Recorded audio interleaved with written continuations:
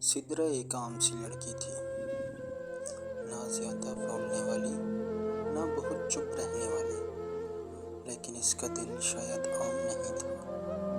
वो जिस किसी को चाह बैठती तो पूरी शिद्दत से इसके दिल में मोहब्बत समंदर की तरह थी, गहरी, वसी, लेकिन खामोश। यूनिवर्सिटी की पहली सुबह जब वो पहली बार अजान से मिली तो इसे लगा जैसे किसी ने इसके दिल की खिड़की पर हल्की सी दस्तक दी हो।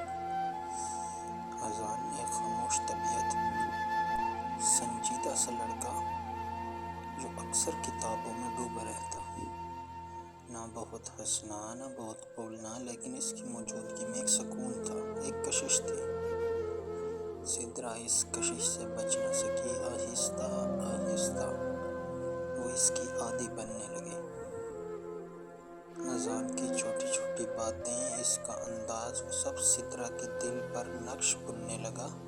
लेकिन अजान वो बस एक अच्छा सा दोस्त था, शायद सिद्रा के लिए बस एक नाम।